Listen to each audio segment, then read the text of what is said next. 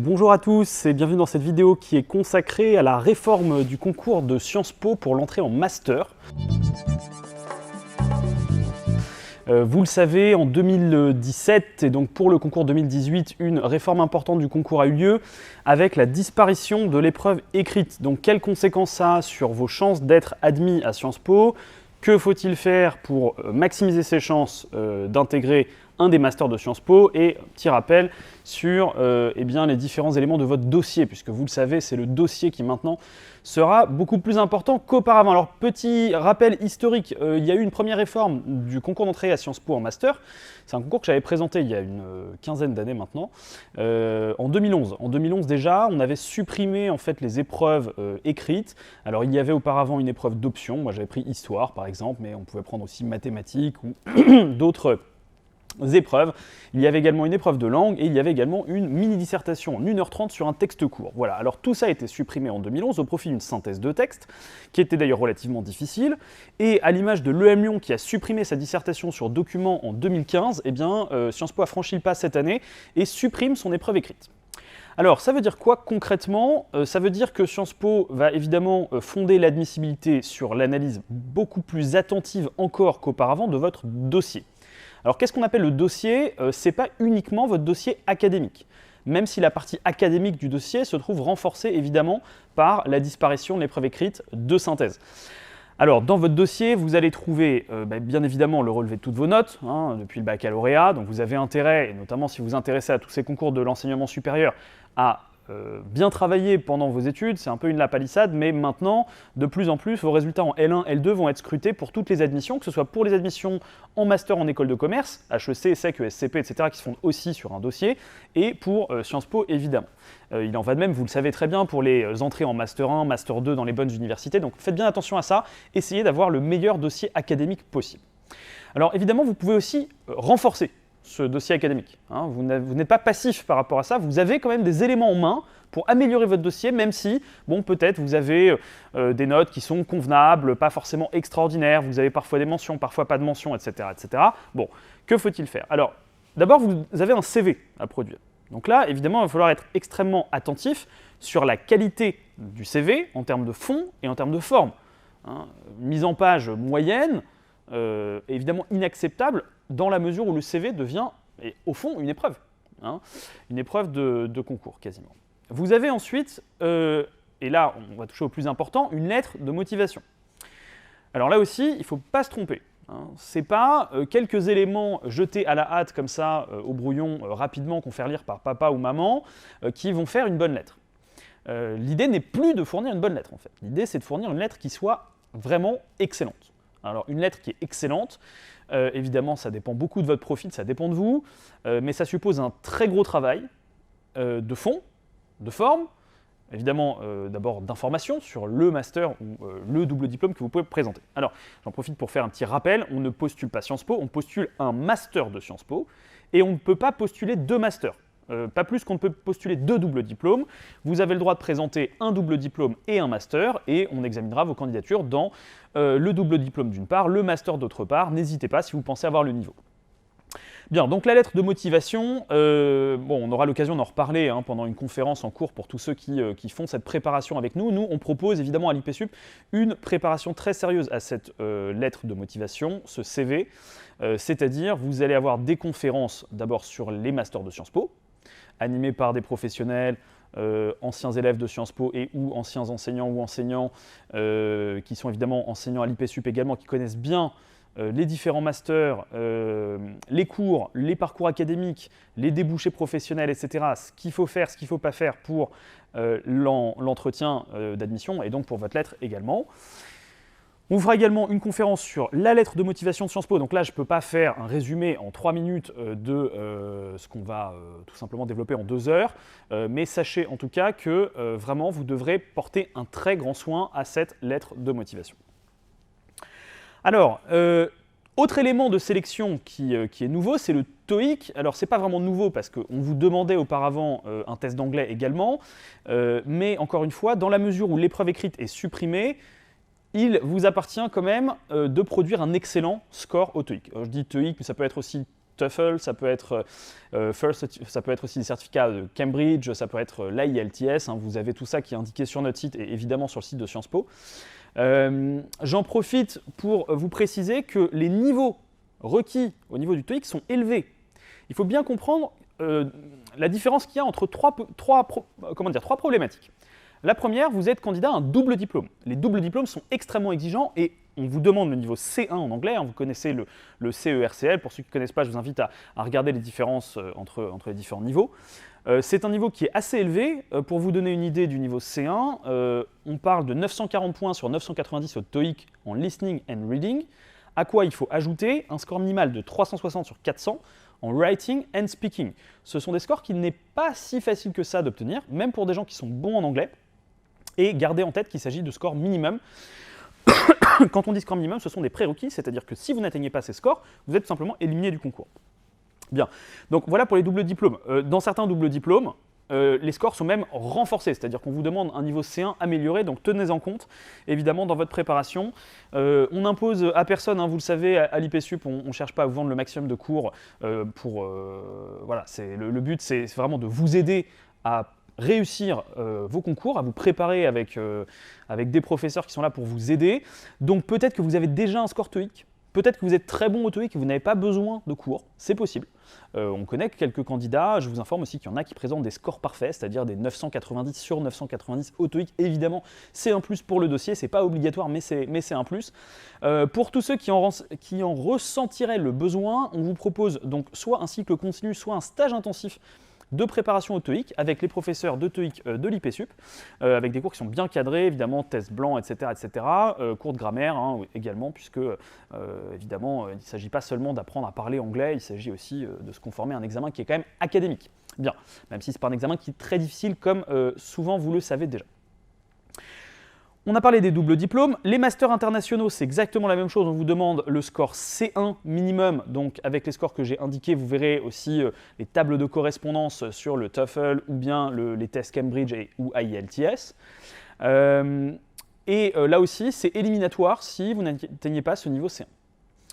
Troisième cas, et c'est vraiment le cas qui nous intéresse peut-être le plus au fond, c'est le cas de tous les masters non internationaux, non double diplôme. On peut penser au master finance et stratégie par exemple, on peut penser au master qui s'appelait auparavant affaires publiques que j'ai fait personnellement et qui s'appelle maintenant administration publique, de l'école d'affaires publiques de Sciences Po. Pour tous ces masters-là, on ne vous demande pas forcément le niveau C1, mais on vous demande au moins le niveau B2. Alors attention, ça ne veut pas dire que si vous avez 800 points au TOEIC, tout va bien, il n'y a aucun problème, vous avez dépassé les barres. Il n'y a plus d'épreuve de synthèse, donc il faut bien comprendre que tous les éléments qui peuvent vous aider finalement à renforcer votre dossier doivent être mis à contribution pour vous aider finalement à franchir ce palier. Voilà, donc faites bien attention au TOEIC, préparez-vous si vous en avez besoin. Si vous n'en avez pas besoin, évidemment, mais ce n'est pas obligatoire de se préparer. Ça dépend un peu de votre niveau d'anglais, mais en tout cas, faites très attention à ça. L'objectif, c'est vraiment d'avoir le score le plus élevé possible, y compris pour les masters non internationaux. Ça peut tout à fait être un élément que le jury va regarder au moment de l'admissibilité ou au moment de l'admission. Je rappelle à tout le monde que le jury est absolument souverain. C'est-à-dire que si par exemple lors de l'entretien vous avez une note un peu moyenne, etc., le jury va regarder, le jury d'admission va vraiment se prononcer sur la totalité des éléments de votre dossier et en fonction de ces éléments va pouvoir prendre une décision souveraine. Au nombre des éléments qui peuvent fonder évidemment une décision d'admission peut figurer un très bon score au TOEIC, donc je vous invite à évidemment travailler là-dessus. Bien, alors troisième élément du dossier, vous avez également des lettres de recommandation. Alors là, c'est très important aussi d'y consacrer vraiment le temps nécessaire. On va en reparler ensemble. On peut vous conseiller sur les profs, est-ce qu'il faut prendre un prof d'amphi, est-ce qu'il faut prendre un prof chargé de TD, etc. Alors déjà les règles, pas de prof de langue, okay, c'est interdit. D'abord, on teste déjà votre niveau en anglais. Sciences Po a déjà tout un tas de batteries de tests de langue ensuite, et il n'y a pas d'admission sur la LV2 de toute façon, donc pas de référent en langue. Vous devez prendre des profs dans les matières principales de vos cursus et pas des cours électifs comme ça, histoire des institutions ou bien histoire du cinéma parce que vous avez pris un cours sur l'histoire du cinéma. Bon, voilà, moins que vous soyez en parcours cinéma évidemment, mais bon, vous comprenez l'idée, vous prenez les matières principales. Si vous avez fait 2 cursus, prenez un référent dans chaque cursus, c'est conseillé. Il s'agit bien de 2 lettres de recommandation académiques. Donc bien avoir en tête ceci et évidemment un peu en avance, parce que si vos profs d'amphi ne vous connaissent pas, Si vos profs de TD finalement vous connaissent un peu, mais voilà, un peu moyennement, vous ne participez pas vraiment en classe, etc., bah, vous allez aller les voir un peu au dernier moment, comme certains étudiants, pour finalement leur demander une lettre de recommandation. Qu'est-ce qu'ils vont faire? Bah, probablement pas écrire grand-chose sur vous. Donc ce n'est pas du tout la bonne approche, au contraire.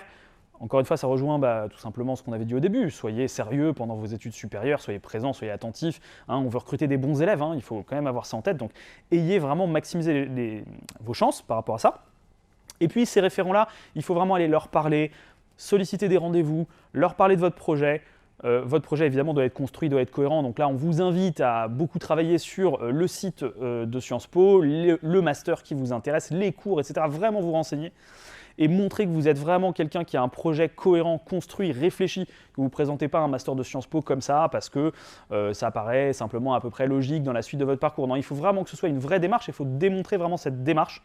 Montrer aussi vos qualités, on parle pas seulement de qualité académique, mais aussi de qualité interpersonnelle, de qualité humaine. Hein, voilà, donc c'est vraiment un ensemble. Et choisissez évidemment des profs qui vous connaissent bien pour que la recommandation du prof, qui sera lue attentivement, soit une recommandation de qualité qui puisse vraiment vous servir dans l'examen du dossier de motivation.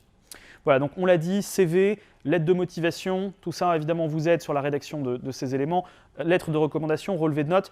Vous avez également une bonne copie, alors ça c'est vraiment assez amusant parce que ça fait peut-être une quinzaine d'années qu'à l'IPSUP on recrute aussi nos étudiants en prépa HEC à l'aide de bonnes copies. On trouve que c'est une très bonne initiative parce que ça permet vraiment finalement d'harmoniser un petit peu les notations. On sait que dans telle ou telle prépa, c'est pas toujours les mêmes notations, c'est pareil à l'université, c'est pareil au lycée. Et donc là, Sciences Po vous invite à produire une bonne copie d'un devoir surveillé et noté. Alors moi, mon conseil, c'est pas forcément d'aller chercher la note la plus élevée que vous avez eue pour simplement montrer que vous êtes un bon élève. En fait, on s'en fiche un petit peu parce que vous avez déjà ces éléments de notation dans votre dossier académique. Donc Sciences Po n'a pas besoin de montrer, vous n'avez pas besoin de montrer à Sciences Po que tiens, vous avez eu 18 en macroéconomie. C'est pas le principe. Évidemment, si vous avez eu 18, c'est une copie qui quand même mérite, elle mérite une attention particulière. Peut-être que c'est cette copie-là que vous allez produire. Mais moi, ce qui m'intéresse, c'est surtout que vous montriez au jury que vous avez fait un vrai effort d'analyse, que vous avez une copie dont vous êtes fier.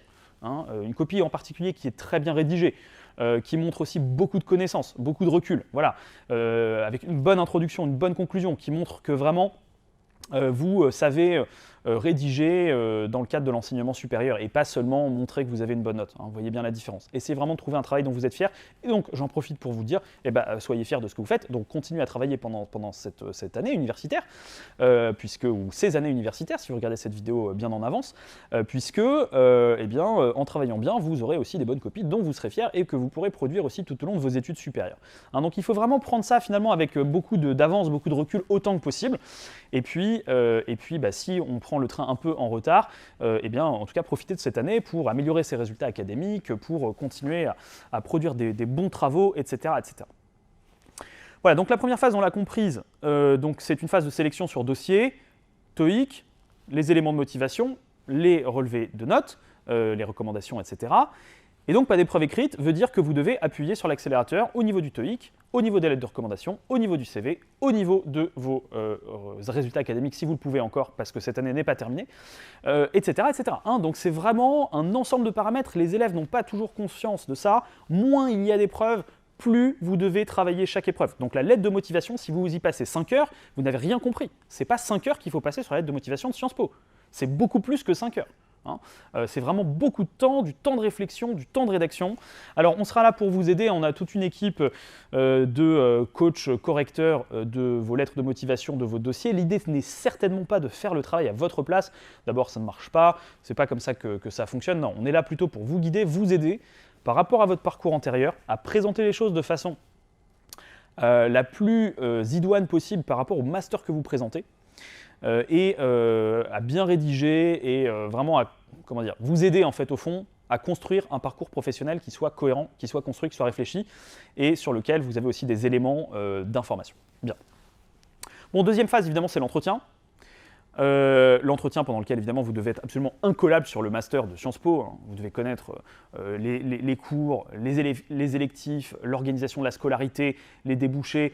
Quel est le type de questions qu'on pose en grand oral, par exemple, dans ce master-là, etc. Vous devez absolument tout savoir. Vous êtes professionnel, vous avez vraiment préparé votre entretien. Ça ne veut pas dire que vous allez faire du par cœur, hein, mais un bon entretien, Si vous voulez vraiment avoir les bons éléments, il faut vraiment une bonne préparation avant. Donc là, on vous conseille évidemment de travailler tout ça en lien avec évidemment votre travail sur votre CV et votre lettre de motivation. Voilà, donc on vous aidera également pour ceux qui le souhaitent donc, à réussir cet entretien. On fera une conférence sur les entretiens d'admission et en particulier ceux de Sciences Po en master de Sciences Po. On vous aidera également évidemment avec des entretiens blancs pour que vous puissiez vous entraîner et évidemment assister au débriefing des jurys. Voilà, donc vous l'avez compris, pour synthétiser, la disparition de l'épreuve écrite, c'est pas du tout une occasion de se dire ah bah en fait c'est beaucoup plus facile qu'avant. J'ai pas besoin de m'embêter avec la synthèse, finalement le concours est plus facile, au contraire il est beaucoup plus difficile.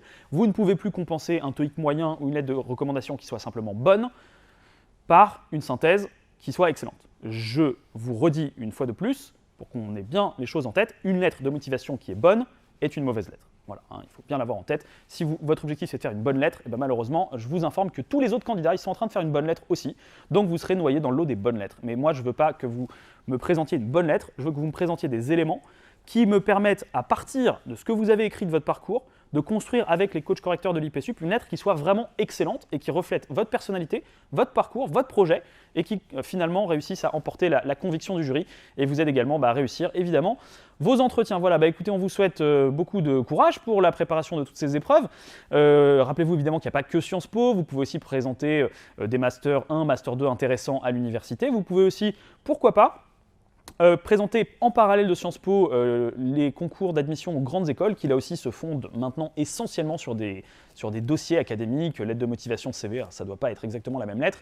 En particulier, je pense à tous les étudiants qui présentent l'école du management et de l'innovation de Sciences Po, dans lequel vous avez tout un tas de masters qui ressemblent au fond à des masters d'écoles de commerce. Vous pouvez également postuler les écoles de commerce, HEC, l'ESSEC, le SCP, l'EM Lyon, etc. Voilà, écoutez, merci à tous. Si certains ont des questions sur la préparation, sur le concours en lui-même ou a besoin de conseils, n'hésitez pas à nous solliciter. On est joignable, comme vous le savez, au standard IPSUP. Je répondrai volontiers à toutes vos questions. Merci à tous et à très bientôt.